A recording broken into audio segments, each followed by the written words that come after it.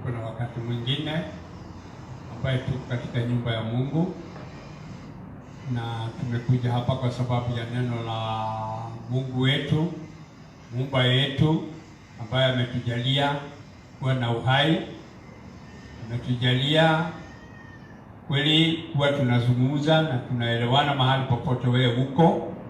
Na kwanza taanza kwa maombi ili tukapata baraka au tukauliza ruhusa kwa Mwenyezi Mungu.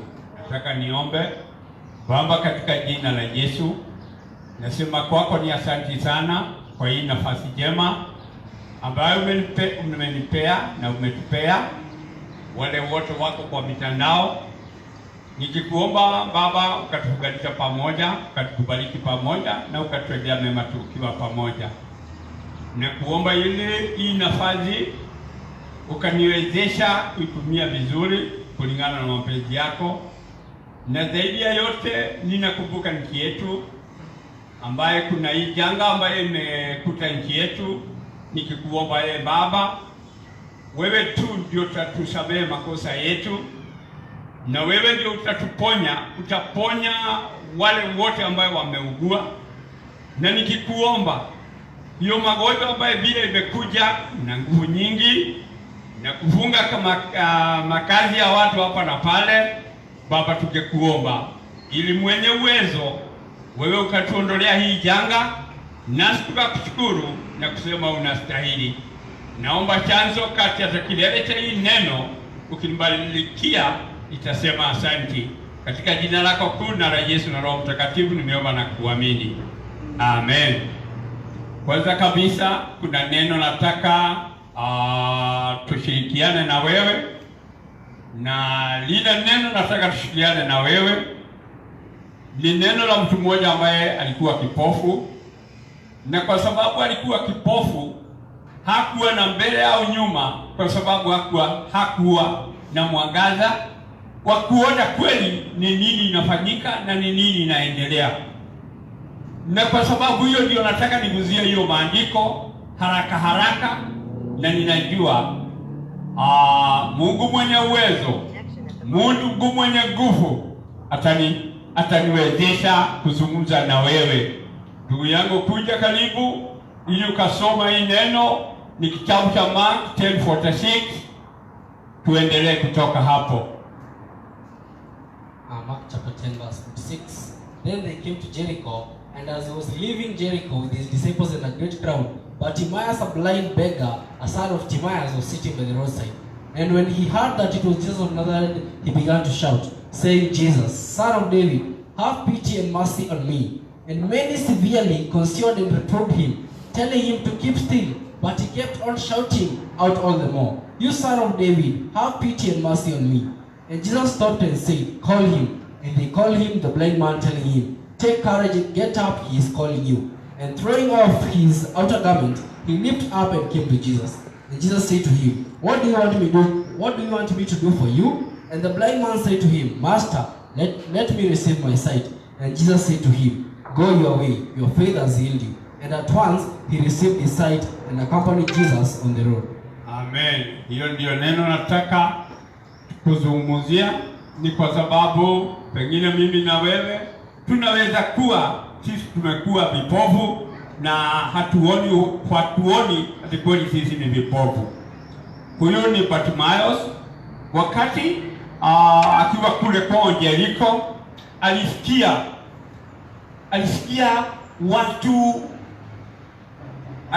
watu wakitembea wakiwa wengi, na kwa sababu alikuwa anatembea yeye Bartimaeus, kwa sababu hajaona mwangaza wa ulimwengu, hajui ni nini, yeye akauliza wale walikuwa karibu, wale wanapita, kwani kuna nini?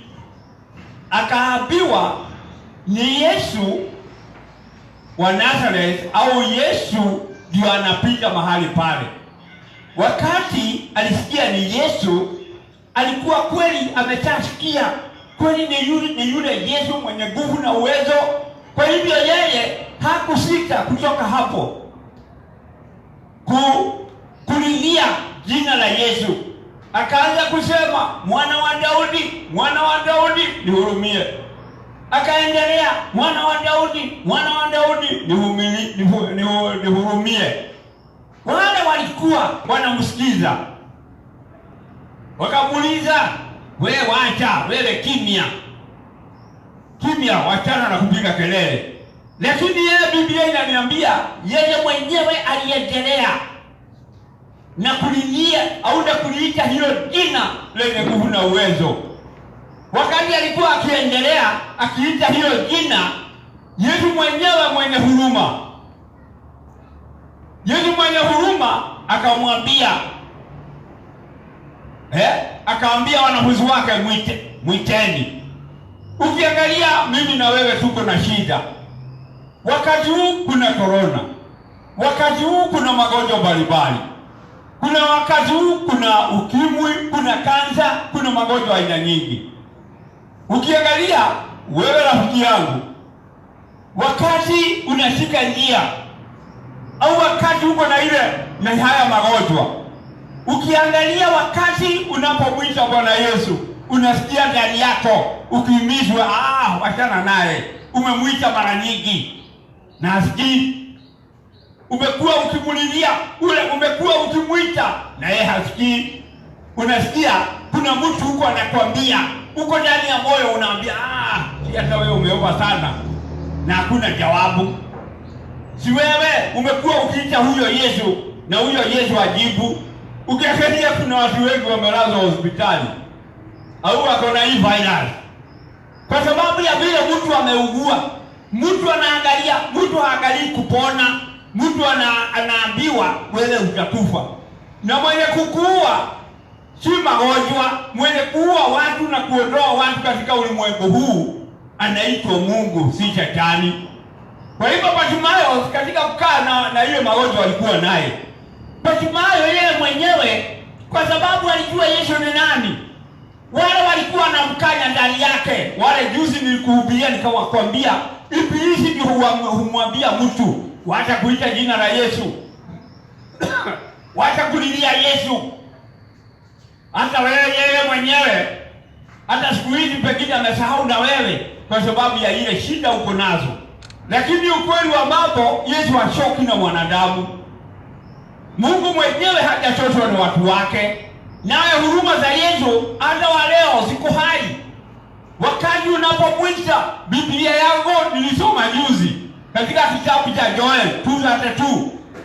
Yeyote atakayeliita jina la Yesu ataokolewa.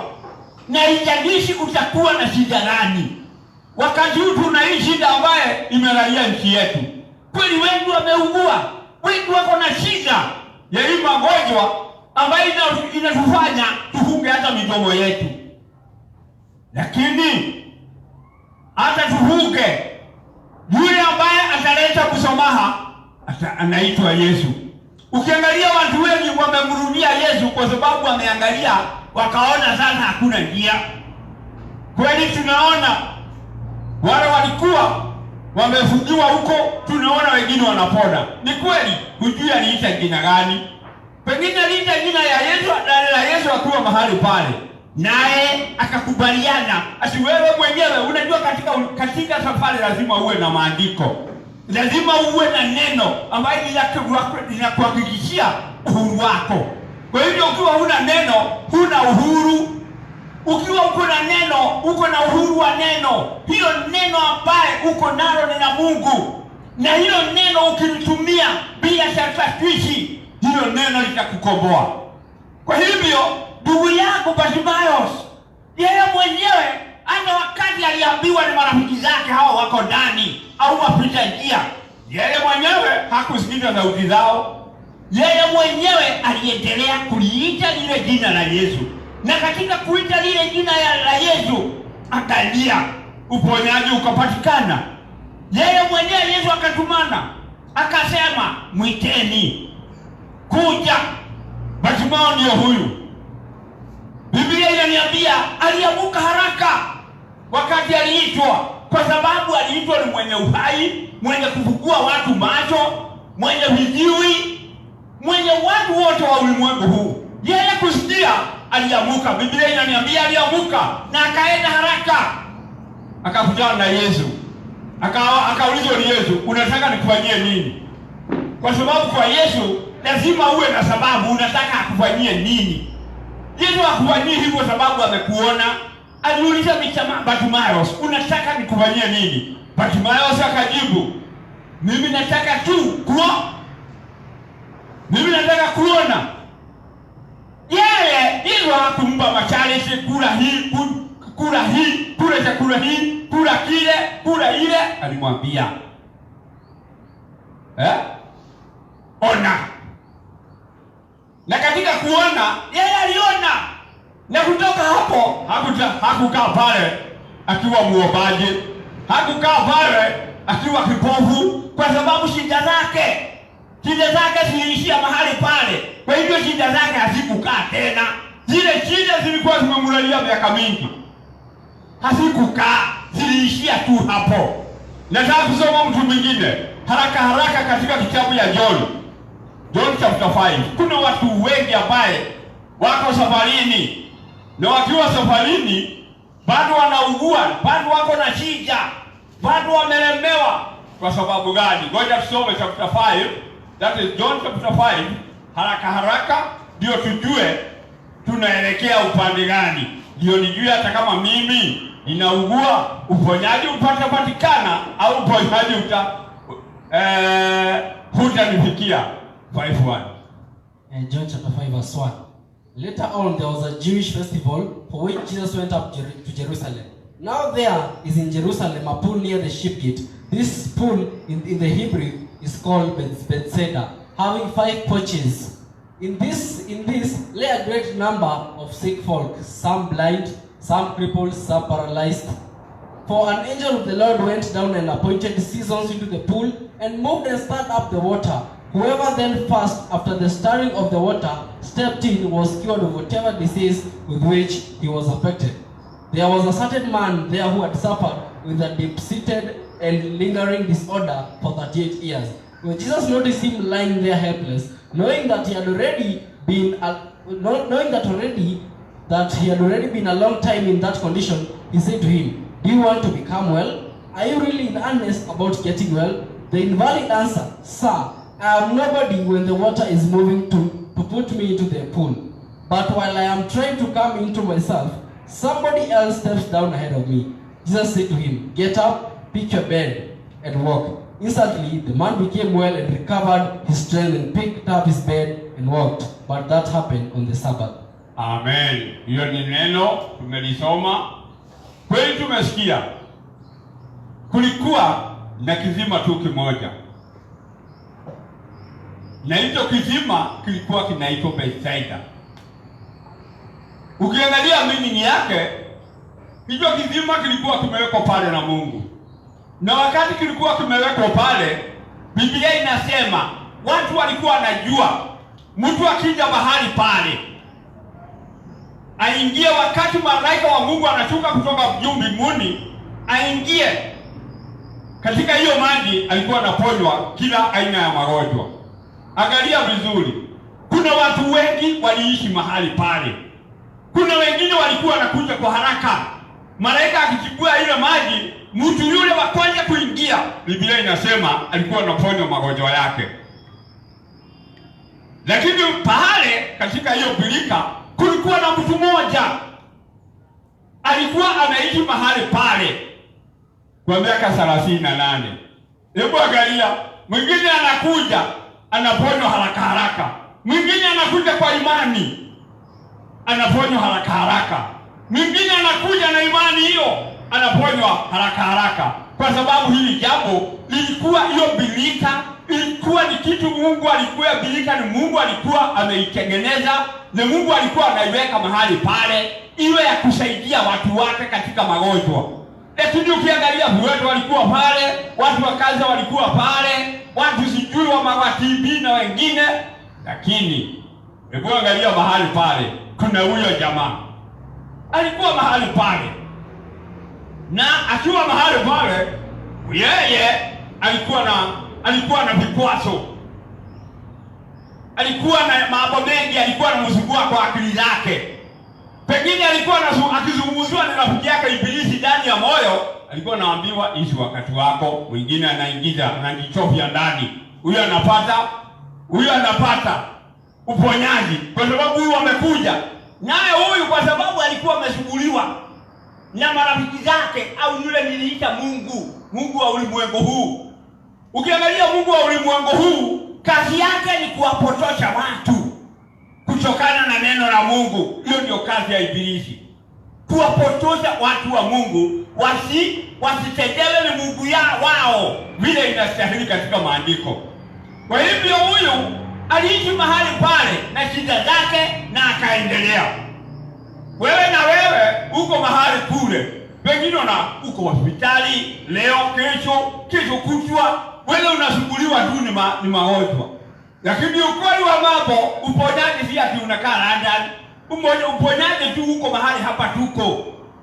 Kwa sababu ukikubaliana na hilo neno ambaye nakuhubiria wakati huu, hilo neno ukubaliane nalo, ukweli wa mambo, shida ambayo uko nazo zitakuondokea.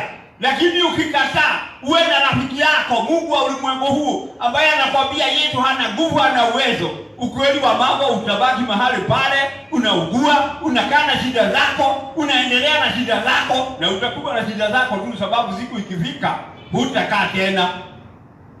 Huyu Yesu akamuuliza, wakati alimhurumia, alimwangalia huyu jamaa amekaa hapa na uponyaji uko hapa, akamhurumia, akamuuliza, unataka kuponywa? Alikuwa na sababu mbili.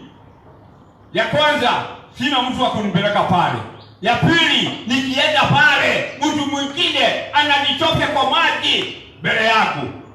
Yesu akaona kuna maandiko, ukiangalia kuna mahali tulisoma 7:20 hapo chini, kuna watu wanaitwa wajinga. Na Mungu hataki wajinga. Mungu anataka mtu ambaye ako na hekima, mtu mwelevu, mtu ambaye anaelewa ni nini anafanya. Lakini kwa sababu huyu alikuwa na sababu zake mbili. Wewe naye unaugua, uko na sababu zako. Uko na sababu, mimi nikienda sina mtu wa kunipeleka pale, au sina mtu wa kunipeleka hosi. Nikienda hospitali pengine na daktari yule anataka, hiyo ni sababu zako. Na hizo hazitakusaidia isipokuwa ni huruma ya Yesu. Huyu mtu angebaki pale, hata hiyo miaka alikuwa amekaa 38, angekaa miaka mingi kuliko hiyo. Lakini kwa sababu Yesu ni wa huruma, alihurumia huyu ndugu yangu ambaye alikuwa ameketi mahali pale. Na wakati alimhurumia shida zake, akamwambia chukua mkeka, enda. Hakumwambia mfuate, chukua mkeka, ondoka mahali hapa, chukua mkeka, enda. Angalia huruma za Yesu hazikuwa zikiambananishwa na mambo mengine. Huruma na Yesu kusema chukua mkeka, ondoka, ulete. Hivyo tu ndio ilifanyika. Na wewe rafiki yangu, wewe ndugu yangu, ninataka ushike neno la Mungu. Tumia maandiko vile imeandikwa. Wacha kutumia maandiko kwa kizingizio, ati sina mtu wa kunipeleka pale, na nikienda pale mtu mwingine anaingia mbele yako. Mimi nitasema Mungu awabariki sana, awatendee mema kwa sababu ya kunisikiza na kwa sababu ya hiyo ujumbe. Nitaomba. Baba, katika jina la Yesu nakushukuru tena kwa sababu yeye unastahili na yu mwema, kwa sababu yu mwema. Jina lako wewe ni huruma, kwa sababu ulikuja ulimwengu huu kwa sababu ya huruma, ukatuhurumia sisi. Tumetoka katika Pasaka tukapata uhai kwa sababu ya neno lako. Baba, ninakuomba utubarikie na umbarikie yote amesikia hiyo neno, ili huo ujumbe ukikutana na mtu ambaye analia, ukikutana na mtu ako na coronavirus au ako na kansa na TB na magonjwa mengine, Baba, nakuomba ukamwezesha kusimama kama Batimayo, ukamwezesha kusimama imara, hata akiambiwa ugonjwa wake haina dawa, Baba ajue wewe bado uko na dawa, ili imani ya kila mmoja wetu ikajengwa kwa sababu ya hilo neno. Na kwa sababu najua jina lako ni kuu, na wewe ulisema jina lako ni kuu na litakuwa kuu kwa sababu wale wanakuamini wanajua wewe ni mkuu wa wakuu. Baba, ukitendea watu wako wale wanaugua, wale wako na shida mbalimbali, sifa zote ni zako. Naomba haya yote nikijua umesikia na umetenda, na ni katika jina lako kuu na la Yesu na Roho Mtakatifu nimeomba na kuamini. Amen.